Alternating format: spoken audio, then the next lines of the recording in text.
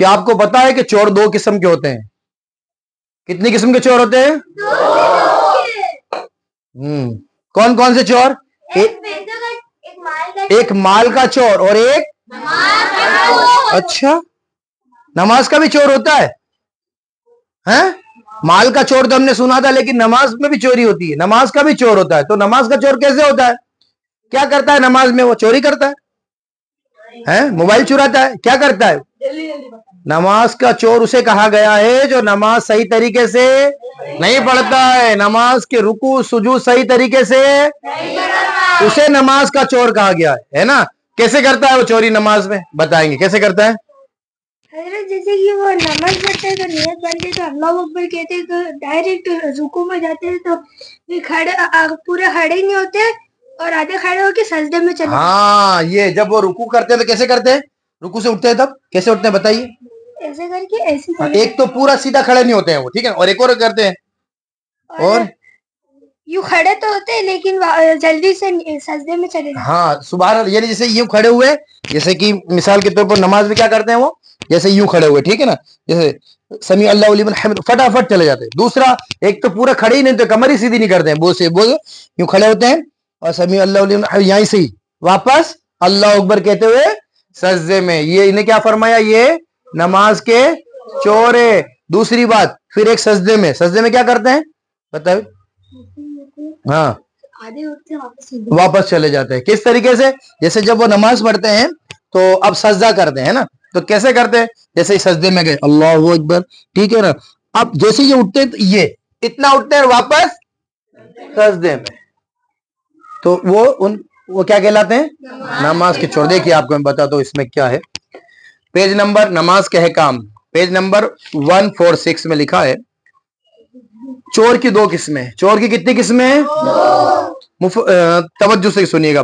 حضرت سیدنا ابو قتادہ رضی اللہ تعالیٰ عنہ سے روایت ہے کہ سرکار مدینہ حضور صلی اللہ تعالی علیہ وآلہ وسلم کا فرمان باقرینہ ہے، لوگوں میں بدترین چور وہ ہے جو اپنی نماز میں چوری کرے، جو اپنی نماز میں چوری کرے۔ اچھا، تو پھر فرمایا کہ عرض کی گئی یا رسول اللہ صلی اللہ تعالی علیہ وآلہ وسلم، نماز کا چور کون ہے؟ نماز کا چور کون ہے؟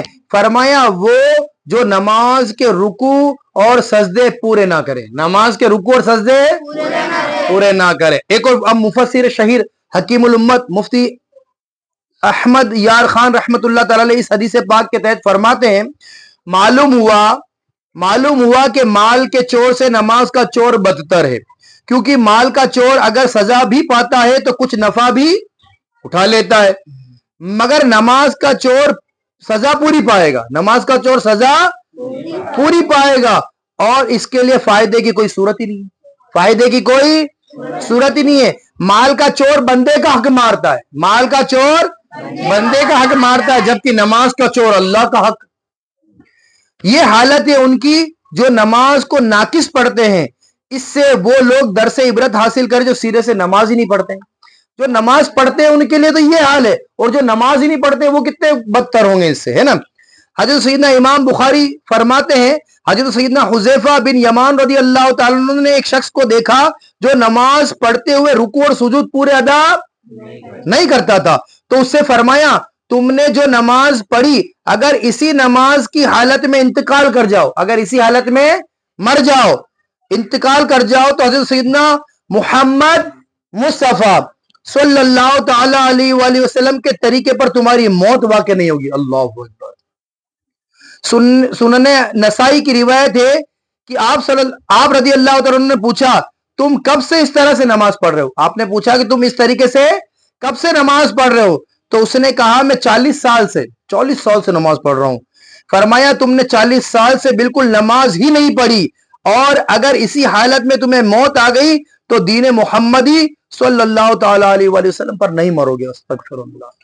ایک اور مقام پر فرمایا، میں نے پڑھا تھا کہ وہاں پر فرمایا کہ ایک شخص تھا جو حضور نے اس کی نماز پڑھتے اسے دیکھا، جب وہ نماز پڑھ کر آیا تو حضور نے کہا تم نے نماز صحیح نہیں پڑھی، جاؤ نماز پڑھو۔ کہتے ہیں کہ 3 بار اس شخص کو نماز پڑھنے کے لیے حضور نے بھیجا، تو انہوں نے کہا یا رسول اللہ آپ ہی فرمائیں، تو کہا کہ رکوع اور سجود پورے کرو۔ اس کا مفہوم حضور نے فرمایا کہ میں تمہیں پیچھے سے بھی ایسے دیکھتا ہوں، اس کا مفہوم ہے جیسے اپنے آگے سے دیکھتا ہوں۔ تو یہ حضور کا معجزہ ہے پیارے اسلام بھائیوں. تو ہمیں ہماری نماز کو درست کرنا ہے. نماز حضور کی آنکھوں کی ٹھنڈک ہے. ایک تو اول تو ہمیں نماز پڑھنی ہے, نماز ہمیں پڑھنی ہے. ہم الحمدللہ ہم خانجی پیر کے اندر رہتے ہیں نا, تو کمیٹی نے یہ مشورہ کر کے فیصلہ لیا تھا کہ ایک گھر سے ایک نمازی, ایک گھر سے ایک نمازی مسجد میں. ہم دیکھتے ہیں ہماری اتنی بڑی مسجد ہے ماشاءاللہ, عالی شان مسجد ہے, کہ ایک شاعر کا قول ہے نا کہ مسجد تو بنا لی شب بھر میں ایمان کی حرارت والوں نے, اور من اپنا پرانا پاپی تھا برسوں میں نمازی بن نہ سکا. تو ایک گھر سے ایک نمازی ضرور آنا چاہیے, ایک گھر سے ایک نمازی. ویسے نماز سب پر فرض ہے, نماز سب پر فرض ہے. کس پر فرض ہے؟ عاقل بالغ مرد عورت پر نماز فرض ہے نا, مسلمان پر. اب جب نماز فرض ہے تو پڑھنی سب کو ہے, لیکن فرمایا کہ کمیٹی نے مشورہ کیا کہ فجر کی نماز اور عشاء کی نماز جماعت سے پڑھنی. کس کو پڑھنی ہے؟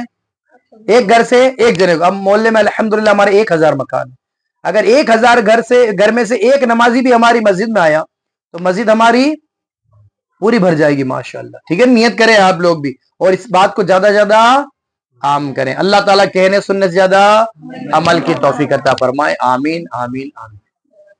جزاک اللہ.